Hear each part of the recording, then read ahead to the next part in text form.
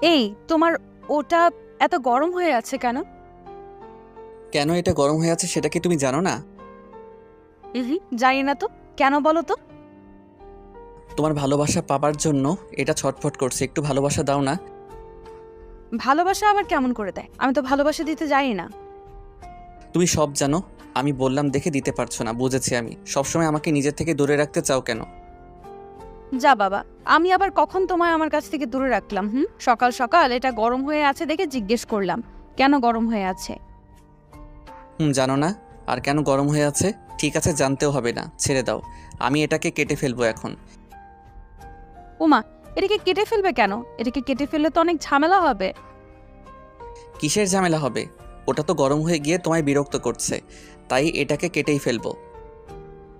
একবার তো কেটে ফেলেছো, এখন আবারও কাটবে? বলি এত কাটলে কি এটা আর ঠিক থাকবে? ফাইজলামি করো আমার সাথে? কি কাটার কথা বলছো তুমি? ওমা, তোমার ওটা যেটা আমায় সব সময় আদর করে থাকে, আমি তো ওটার কথাই বলছি। হোয়াট? তুমি এসব বাজে কথা মুখে নিছো? আমি তো ভেবেছি আমার চুল নিয়ে কথা বলছো তুমি। তোমার চুলগুলো তো গরম হয়েই থাকতো, মাথা থেকে তো ধোঁয়া বের হয়, সেটা তো আমার চিরকালের সমস্যা। কিন্তু আমি তো সকাল সকাল গরম হয়ে থাকা তোমার ওটাকে নিয়ে কথা বলছি গো। কিচ্ছু বোঝো না তুমি। নিধি কথাটা বলতেই এক অদ্ভুত হাসি দিল নীরবের দিকে তাকিয়ে। নীরব বুঝতে পারল না হঠাৎ করে নিধি এমন করে হাসছে কেন, বা কী এই হাসির রহস্য। নিধির হাসির কারণ অনুসন্ধান করার আগেই নীরব বেশ বুঝতে পারল যে তার স্ত্রী একটু একটু করে ভীষণ ফাজিল হয়ে যাচ্ছে, সারাদিন উল্টোপাল্টা কথা বলতে থাকে। এর কারণ কি তবে আদর, নাকি আরও অনেক কিছু? নীরব নিজের মাথা থেকে বালিশটা সরিয়ে নিয়ে নিধির কোলের উপর মাথাটা রেখে নিধিকে উদ্দেশ্য করে বলতে লাগলো। আমার এসব নিয়ে কথা বলছো যে? যদি এটা এখন দুষ্টুমি করতে শুরু করে তখন কি করবে? ওটাকে ধরে ইচ্ছা মতো মার দেব আমি। এত দুষ্টুমি কেন করে? রাতে একটুও ঘুমোতে দেয় না জানো? আল্লাহরে, মানে তোমার মুখে দেখছি আজ কোনো কথাটাই আটকাচ্ছে না।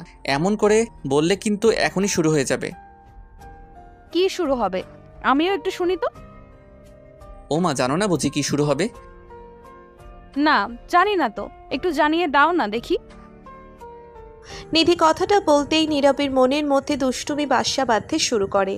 নীরব নিধির কোলের উপর মাথা রাখার ফলে নিধির জামার কিছু অংশ নীরবের কাছেই থাকে। নীরব নিধির জামার কিছু অংশ ধরে আলতো করে নিধির জামাটা উপরের দিকে তুলে নিয়ে নিধির উন্মুক্ত পেটের উপর নিজের ঠোঁট জোড়া ছুঁইয়ে দিল। নিধি নীরবের ঠোঁটের উষ্ণ পরশ নিজের পেটের উপর পেতেই ভীষণ রকম কেঁপে উঠল। নিধি কেঁপে উঠে নীরবকে উদ্দেশ্য করে মৃদু কণ্ঠে বলতে লাগলো। উফ নীরব, এমন করো না প্লিজ, আমার কেমন যেন লাগছে। কেমন লাগছে সোনা? ভালো লাগছে না বুঝি? খুব ভালো লাগছে, এতটা ভালো হয়তো এর আগে কখনো লাগেনি। তাহলে আমায় আটকে নিলে কেন? একটু দাও না চুমু দিতে। আমি বুঝি না নীরব, তোমার এই স্পর্শ পেতেই আমার এমন কেন শুরু হয়ে যায়, পুরো শরীরের মধ্যে যেন কারেন্ট বয়ে যায়, আমি নিজেকে দমিয়ে রাখতে পারি না। এটাই তো ভালোবাসা সোনা। আমার ভালোবাসার গভীর স্পর্শ তোমাকে ব্যাকুল করে দিবে না তা কি করে হয়? সত্যি আমি পাগল হয়ে যাব, এমন স্পর্শ আমি পেলে যেন পাগল হয়ে যাই, নিজেকে সামলাতে পারি না, ইচ্ছে করে আরো বেশি করে এই আদর খেতে।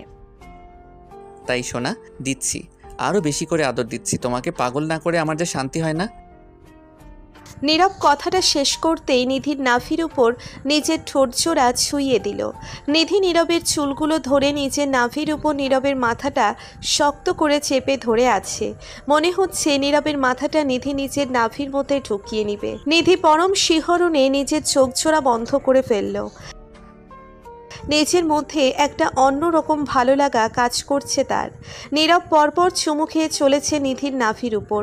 নিধি আর সহ্য করতে না পেরে নীরবের মাথাটা নিজের নাভির উপর থেকে সরিয়ে নিয়ে নীরবের মাথাটা নিজের ঠোঁটের দিকে টেনে দিল। নীরব এক নিঃশব্দ চোখে নিধির দিকে তাকাতেই আচমকা বাহির থেকে কারো চিৎকারের শব্দ ভেসে এলো। নীরব নিধি দুজন দুজনের দিকে তাকিয়ে আছে। এমন সময় কেউ এসে তাদের বিরক্ত করবে সেটা আসলেই সহ্য করার মতো নয়। নিধি নীরবের দিকে তাকিয়ে মুচকি হাসি দিয়ে বলল, তুমি একটু অপেক্ষা করো, আমি দেখে আসছি কে এসেছে। হুম, অপেক্ষা যে আমার একটু সহ্য হয় না প্রিয়, সেটার কি হবে? অপেক্ষা সহ্য নাহি হলেও অপেক্ষা করতে হবে। পাগলামি বাদ দিয়ে বসো, আমি আসছি। নিধি নীরবকে কোনো রকমে বুঝিয়ে চলে যায় বাহিরে কে এসেছে সেটা দেখার জন্য। নিধি চলে যেতেই নীরব মন খারাপ করে বসে থাকে রুমে। নিজের স্ত্রীকে আদর করেও শান্তি নেই। কেউ না কেউ এসে ঠিক বিরক্ত করতে চলে আসবে। নীরব মুড অফ করে কিছু সময় বসে থাকার পর নিধি চলে এলো রুমে। নিধি রুমে আসতেই নীরব নিধির দিকে তাকিয়ে প্রশ্নসূচক কণ্ঠে বলল, কে এসেছিল নিধি? এত তাড়াতাড়ি চলে এলে যে? যার আসার কথা ছিল সেই এসেছে, আর যেই কারণে এসেছিল সেটাও শেষ, তাই চলেও গেছে। মানে আমি তোমার কথার মানেটা বুঝলাম না, কিছু কি হয়েছে? আমার আবার কি হতে যাবে, আমার কিছুই হয়নি। তোমার কথাগুলো কেমন যেন রহস্যময় লাগছে। আমায় বলো না কি হয়েছে। তুমি আমায় না বললে আমি কি করে বুঝবো বলো? বললাম তো কিছু হয়নি, এত ফোর্স করছো কেন? আমায় একটু শান্তিতে থাকতে দাও তো, ভালো লাগছে না কিছু। নিধি কথাটা বলতেই নীরবের রুম থেকে চলে যেতে নিল। নিধি চলে যেতে নিতেই নীরব কিছু একটা ভেবে নিধিকে পেছন থেকে আলতো করে জড়িয়ে ধরল। নিধিকে জড়িয়ে ধরে নীরব নিধির কানের কাছে মুখ নিয়ে গিয়ে নিধিকে উদ্দেশ্য করে ফিসফিসিয়ে বলতে লাগলো, কি গো, তুমি এমন করে রেখে আছো কেন? আমি কি তোমায় কষ্ট দিয়েছি কোনোভাবে? আমি তো জানি না কিছু। আমায় বলো না সোনা, কি হয়েছে? আজকালকার মানুষগুলো বড্ড অদ্ভুত হয়, তাই না? আদর করে ভালোবেসে কাছে যেমন টেনে নিতে পারে, তেমনি কোনো কথা না বলেই দুম করে ছুঁড়েও ফেলে দিতে পারে। মানুষ আসলেই বড্ড অদ্ভুত। আমি তো তোমায় আদর করতে নিয়েছি, কিন্তু ওই যে কে যেন চলে এসেছে, তাই তোমায় ছাড়তে হয়েছে সোনা। আমি সেটার কথা বলছি না। আচ্ছা ছাড়ো এখন, আমার কাজ আছে, আমি কাজ করব এখন। নো কাজ। আগে আমায় বলতে হবে কেন তুমি রেগে আছো, তারপর তোমায় ছাড়বো, তার আগে নয়। আমি রেগে নেই, আমার সব ঠিক আছে। আমার এখন কিছুই ভালো লাগছে না, আমি এখন যাচ্ছি। নিধি প্লিজ এমন করছো কেন আমার সাথে? বলো আমায় কি সমস্যা হয়েছে। তুমি যদি না বলো তবে আমাদের মাঝে দূরত্ব তৈরি হবে, যেটা আমি চাই না। তাই না? আচ্ছা এই নাও, তোমার এক শুভাকাঙ্ক্ষী তোমার জন্য এই জিনিসগুলো রেখে গেছে, এগুলো দেখো, তারপর বলো কি বলবে। নিধি কথাটা বলার মাঝেই নীরবের হাতে কিছু ছবি তুলে দিয়ে চলে যায় নীরবের সামনে থেকে। নীরব ছবিগুলো হাতে নিতেই যেন আকাশ থেকে মাটিতে পড়ল। নিজের চোখজোড়া ছবির দিকে পড়তেই যেন নীরবের চোখজোড়া চড়ক গাছ হয়ে গেল। এক মুহূর্তের জন্য নিজের চোখে বিশ্বাস করতে পারছে না যেন নীরব।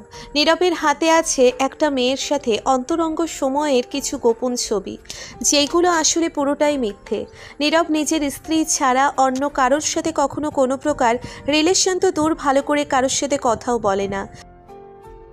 নীরব একে একে সবগুলো ছবি দেখার পর একটা দীর্ঘশ্বাস ফেলল।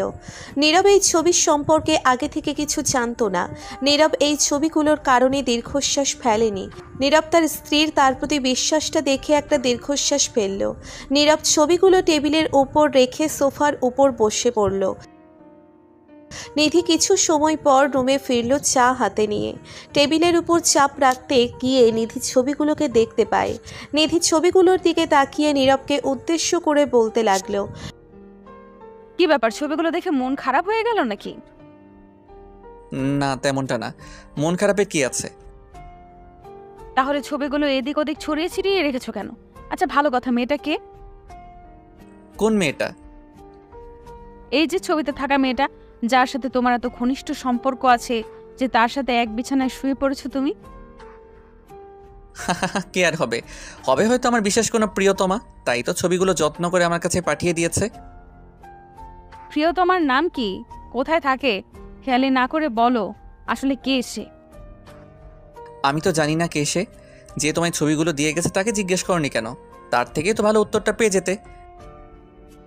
জিজ্ঞেস করতাম, কিন্তু সময় তো দিলে না। আমি ছবিগুলো দেখার মাঝে চোরের মতো পালিয়ে গেল। তাই? যাক ভালো। আমার জন্য চা নিয়ে এসেছো নাকি? নাও, আগে চা খাও, চা খেয়ে নাও, তারপর আমায় এটা বোঝাও যে মানুষ এত কাঁচা হাতে এডিট করে, সেটি এভিডেন্স আকারে পেশ করে কেমন করে। নিধির কথাটা শুনে নীরব খানিকটা চমকে উঠল। নীরব চায়ের কাপটা নিচের হাত থেকে আবারও টেবিলের উপর রেখে দিয়ে নিধিকে উদ্দেশ্য করে বলতে লাগলো, এটা যে এডিট করা ছবি সেটা তুমি বুঝলে কেমন করে? এটা শুধু আমি না, যে কাউকে দেখাও সেই বলবে এটা এডিট করা ছবি। তোমাকে ফাঁসানোর জন্য এটা ব্যবহার করা হয়েছে। নিধির কথাটা শুনে যেন নীরবের ধরে প্রাণ ফিরে এলো। নীরব এক মুহূর্তের জন্য ভেবেছিল হয়তো নিধিও তাকে ভুল বুঝবে, কিন্তু না, নিধি তাকে ভুল বোঝেনি। বিশ্বাস একটা সম্পর্ককে টিকিয়ে রাখার জন্য অনেক বড় গুরুত্ব বহন করে। যে সম্পর্কে বিশ্বাস নেই সেই সম্পর্কে কোনো ভ্যালু থাকে না। 2 দিনের মধ্যেই খড়কুটোর মতো উড়ে যায় সেই সম্পর্ক। নীরব নিধির দিকে তাকিয়ে মুচকি হাসি দিয়ে নিধিকে উদ্দেশ্য করে বলতে লাগলো, তুমি যখন আগেই বুঝতে পেরেছো এটা এডিটের খেলা, তখন তুমি আমায় কেন ভুল বুঝছো? আমি কি করেছি? তোমায় একটু টেনশনে না রাখতে পারলে কি আমার শান্তি আছে? আর এটা যদি এডিটেড না হতো তবুও আমি তোমায় বিশ্বাস করতাম, কারণ আমার স্বামী কখনো আমাকে ঠকাতে পারে না। শোনো নিধি, সারা জীবন এই বিশ্বাসটাই করবে। আমি চাই তুমি আমায় বিশ্বাস করো, আমি যেমনটা করি। আমাদের মাঝে কোনো দিন যেন এই বিশ্বাসের ঘাটতি না থাকে। জি, থাকবে না সোনা। আমি আমার দুষ্টু স্বামীকে নিজের প্রাণের থেকেও বেশি ভালোবাসি। নিধি কথাটা শেষ করতেই নীরবের দিকে এগিয়ে এলো। নীরব কোনো কথা না বলেই দুম করে নিধিকে নিজের কোলে টেনে নিল। নিধি নীরবের কোলে আসতেই নীরব পরপর কয়েকটা চুমুর রেখা নিধির কপালে এঁকে দিল।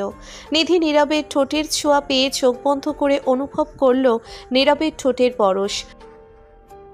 নীরব নিধির কপালে ঠোঁট ছুঁয়ে আদর করে দিয়ে নিধিকে উদ্দেশ্য করে বলতে লাগলো, এখন বলো, সকালের বাকি কাজটা কি এখন করা যাবে? কোন বাকি কাজটা? আমি তো কোনো কাজ বাকি রাখিনি। রেখেছো তো একটু মনে করে দেখো, আসল কাজটাই বাকি পড়ে আছে। আমি এত কিছু মনে করতে পারছি না। তুমি বলো না কি কাজ বাকি রেখেছি। আচ্ছা, আমিও এত কথা বলতে পারবো না, একটু গভীরভাবে অনুভব করো, বুঝতে পারবে। ছি ছি ছি, তুমি আস্তে আস্তে একদম দুষ্টু ফাজিল হয়ে যাচ্ছ। ওটা আবারও গরম হয়ে গেছে কেন? আমার কি দোষ? এটা তো তোমার স্পর্শ পেলেই এমন গরম হয়ে যায়, তুমি ওকে এত গরম করো কেন? আমি কোথায় স্পর্শ করেছি ফাজিল? তুমি তো এমনিতেই গরম হয়ে আছো। তো যেখানটায় বসে আছো তুমি, ওখানটায় বসলে তো এমনি এমনি স্পর্শ লেগে যায় শোনা। তাহলে এখন কি করতে হবে? ওকে ঠান্ডা করার জন্য আমায় কি করতে হবে বলো। খুললাম খুললাম পেয়ার করতে হবে শোনা, বাকিটা না হয় আমি নিজেই বুঝিয়ে দিচ্ছি। নীরব কথাটা বলতেই নিধির কোমর স্পর্শ করে নিধির ঠোঁট জোড়া আর নিজের ঠোঁট জোড়া এক করে নিল।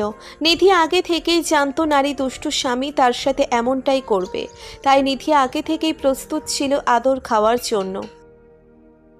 নীরব নিধির ঠোঁটের উপর গভীরভাবে চুমু এঁকে দিতেই নিধিও নীরবের ঠোঁটে সমান তালে কিস করে চলেছে। দুজন দুজনকে পাগলের মতো চুমু খাচ্ছে।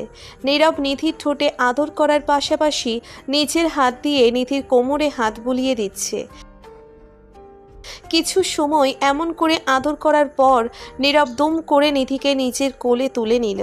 নীরব নিধিকে নিজের কোলে তুলে নিয়ে সোজা চলে যায় বিছানায়। বিছানায় নিধিকে আলতো করে শুইয়ে দিতেই নীরব নিধির ঠোঁট থেকে নিজের ঠোঁট আলগা করে নিল। নীরব নিধির ঠোঁট জোড়া ছেড়ে দিতেই নিধি নীরবকে উদ্দেশ্য করে বলতে লাগলো, কি হলো? আমায় এখানে নিয়ে এলে কেন? আমার ঠোঁট জোড়াই বা কেন ছেড়ে দিলে? আমার তো বেশ ভালোই লাগছিল।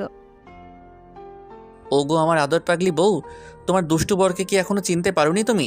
কেন তোমায় এখানে নিয়ে এসেছি সেটা কি বলে বোঝাতে হবে? না বললে আমি কি করে বুঝবো শুনি? না বলেও তো অনেক কিছু বোঝানো যায়, যদি বোঝানোর ইচ্ছে থাকে তো। সেটা আবার কি? একটু খুলে বলো না সোনা, আমার কিন্তু এখন বিরক্ত লাগছে। আমি প্র্যাকটিক্যালি বিশ্বাস রাখি, অন্য কিছুতে নয়। তবে প্র্যাকটিক্যাল একটু বুঝিয়ে দাও। দূরে দাঁড়িয়ে আছো কেন? বুকে আমায় জড়িয়ে নাও। নিধি কথাটা শেষ করতেই নীরবের দিকে দুহাত মেলে দিল। নীরব নিধির 2 হাত মেলে দিতেই নিধির বুকের উপর চলে যায়। নিধির বুকের উপর গিয়ে নীরব নিধিকে আদর দিতে লাগলো। দুজন একে অপরকে নিজেদের ভালোবাসার আদরে সিক্ত করে চলেছে। ভালোবাসা সত্যিই মহান। বিশ্বাস হলো ভালোবাসার ভিত। যদি ভালোবাসা শক্ত ভিতের উপর না দাঁড়িয়ে থাকে তবে সেই ভালোবাসাটা বেশি দিন স্থায়ী হয় না। ভালোবাসার আগে বিশ্বাস করাটা জরুরি, আর একবার বিশ্বাস চলে আসলে ভালোবাসা হয় সুন্দর। নীরব আর নিধিকে আলাদা করার জন্য অনেক চেষ্টা করা হয়, তবে নীরব নিধি এমন দুটি মানুষ যার দুটি দেহ এক আত্মা, যাদের মধ্যে বিচ্ছেদ নামক কোনো শব্দের ঠাঁই নেই। ভালো থাকুক ভালোবাসা,